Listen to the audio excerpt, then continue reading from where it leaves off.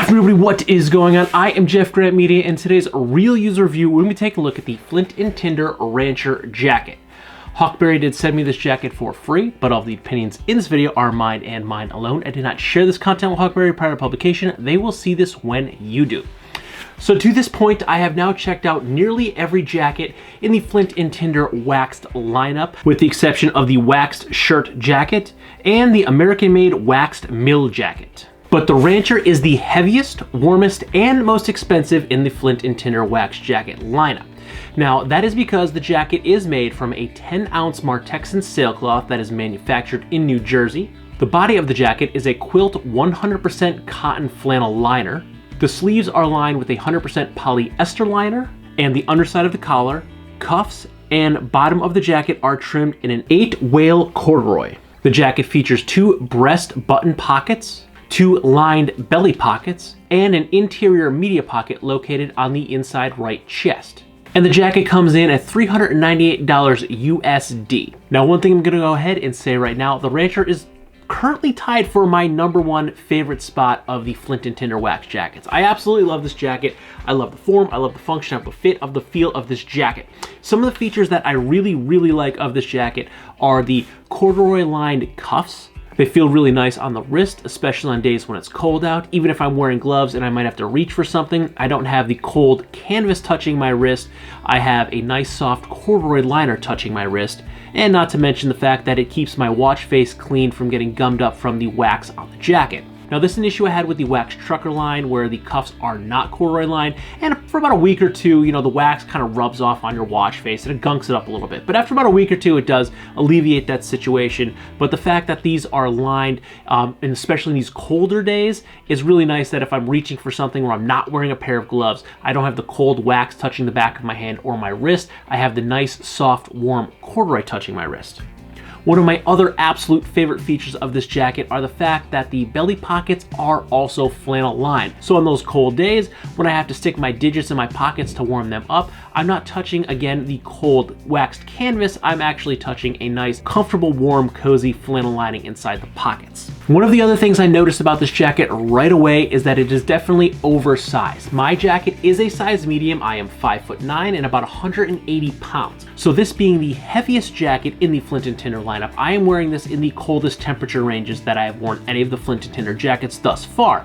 And because the jacket is slightly oversized, even more so than the Wool Lined Waxed Trucker, it's definitely giving me the room I need underneath if I'm going to be wearing, say, a sweater, a cardigan, or in one of my favorite combinations, the Relin wind zip vest underneath the Rancher jacket. So I'm able to layer this jacket for these cold days or these cold mornings, and then I'm also able to lose those layers for the afternoons when it warms up, but the jacket is just the right amount of oversized that I don't feel like it's sloppy when I'm not wearing the extra layers, but it gives me enough room to wear those extra layers when I need them.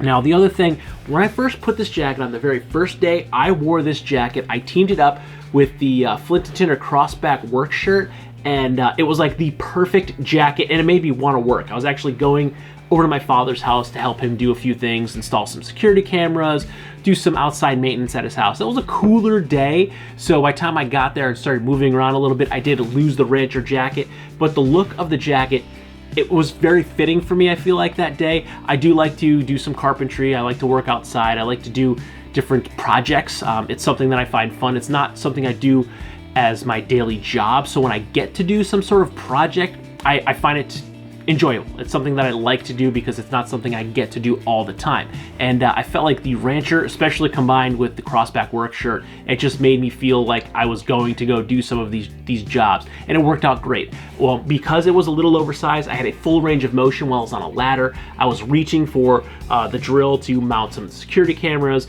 and when I was crawling around underneath this deck, I still had full range of motion to move around with the jacket on. And so I really liked it. It was very fitting, and it worked really well, and you can't even tell, like, I was not treating this gently. I was working in this jacket, and it looks still basically brand new. So I've been wearing this just about every day for the past month, 6 weeks or so now, and I've also actually worked in this jacket and done some labor in it, and it still looks really well. So the 10-ounce exterior in the wax canvas is definitely holding up really well to time and holding up not only to casually wearing this thing around, wearing it to work, wearing it around town, going out to dinner, but it also is wearing really well to do actual work and labor in. And I do like the overall aesthetics, not just because I feel like it's fitting for work. I like the overall aesthetics of the jacket. I like the look of these belly pockets, how there's this kind of half circle around them. I find it very aesthetically pleasing. As I said, this is the heaviest at a 10-ounce Martexan sailcloth and also the heaviest liner of the jacket. So I've been able to wear this in the coldest temperature ranges so far.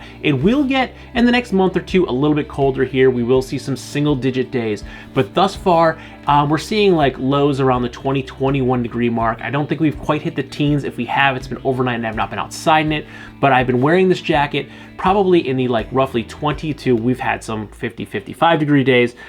In that temperature range, I've been good with it, especially with it being a bit oversized. I'm able to layer for those colder mornings, or if I'm out and about at night, or if we're doing anything, going to see some Christmas lights. It is December right now, and I need to have a little bit extra layer underneath. I'm able to fit and comfortably wear and comfortably be outside in this jacket. Right now, currently about 21 degrees is the coldest I've had it. I've been completely fine. I've been toasty warm. I've not felt cold or chilly at all. So the jacket is warm enough, at least for the 20 degree mark. I will continue to wear this because, again, this is the heaviest one.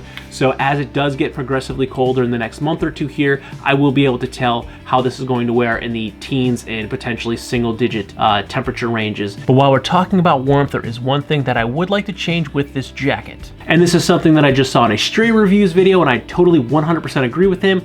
I wish the collar was corduroy lined on the top side as opposed to the back side. While I do appreciate the aesthetic look of the corduroy underneath the collar, on those cold, windy days when you're popping the collar to keep that wind from gusting down the back of your neck, I would much prefer to have the soft, warm corduroy touch my neck as opposed to the bare, cold wax canvas, and then have the bare wax canvas be the windbreak on the underside of the collar. I think it would just add a little bit more comfortability to this jacket that is already very well thought out and actually tied for my favorite Flint and Tinder jacket at the moment. I do appreciate, again, the aesthetics of the look with the corduroy underneath the collar, but I think for wearability and usability, it would make sense to flip that around and put the corduroy on the outside of the collar so it's rubbing against your neck as opposed to the underside, and that is really the only thing I would change with this jacket.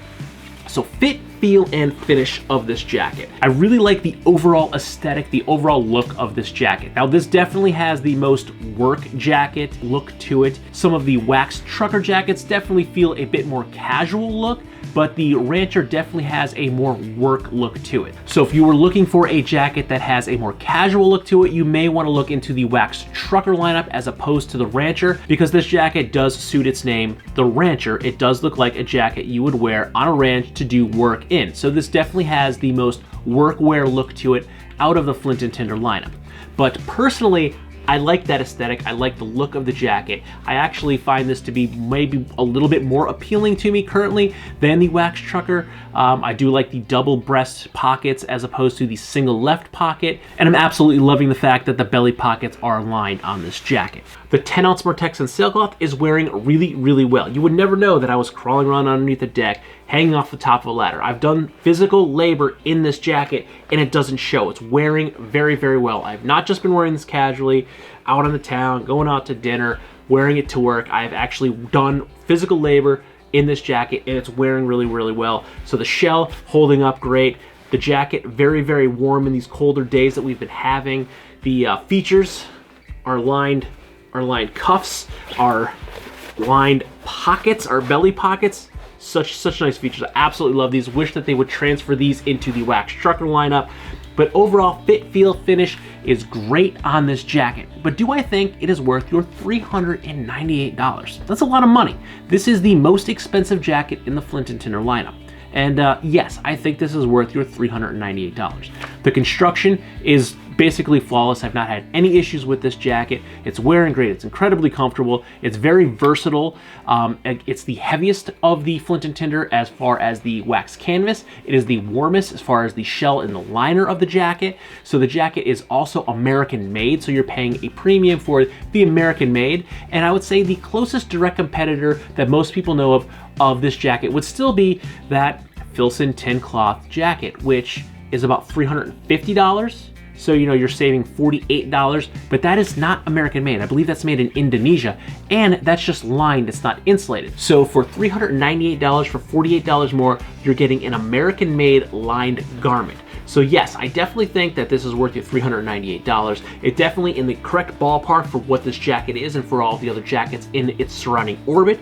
So I'm very, very pleased with the Flint and Tinder Rancher jacket. I'm super stoked on it. This was one of the jackets that I was waiting on for a while. If you saw some of my unboxing, there was a mishap where they accidentally shipped me the Hudson instead of the Rancher, and then the Rancher was out of stock, so I was super bummed I had to wait for them to produce more and put it back in stock. And I believe at the time of filming, this colorway, which is the Forest, is currently out of stock in a medium. Because again, this is the medium. I am 5'9", 180 pounds. I always forget to mention that in these clothing reviews and jacket reviews. So there, I'll say it for a third time. I am 5'9", roughly 180 pounds, and this is a size medium, and it is fitting me great. It's a bit oversized, so I can layer underneath it, and it's not so oversized that when I'm not layering underneath it, I feel like it's sloppy. So all in, yes, I would buy this jacket. I would spend my own $398 on this jacket. I am very, very stoked in this jacket. I was so bummed, originally bummed when I got the Hudson instead of the Rancher, ended up loving the Hudson. So the Hudson is also a great jacket. Absolutely love the Flint and Tinder Hudson, but I was super stoked when the Rancher came back in stock and I was able to finally get my paws on it, try it on and wear it. And I love this jacket. It's definitely tied for #1. I'm not sure if the Flannel Lined Waxed Trucker or the Rancher are my #1. It's kind of a toss-up. I guess it's probably going to fluctuate by season because it's a little chilly to wear the Flannel Lined Waxed Trucker right now. But it's definitely the perfect season and weather to wear the Rancher jacket. So many, there's too many Flint and Tinder wax jackets in my arsenal at this moment. I'm stumbling over which one I'm talking about. But there you have it. I am very, very impressed and very, very happy with the Flint and Tinder Rancher jacket, and I definitely recommend that you snag one yourself and act quick because they seem to go out of stock very quickly. So if you like this video or any of my other videos, don't forget to like, comment, share, and subscribe. Smash that big red button and ring that bell right next to it so you get notifications next time I post a brand new video. Good night.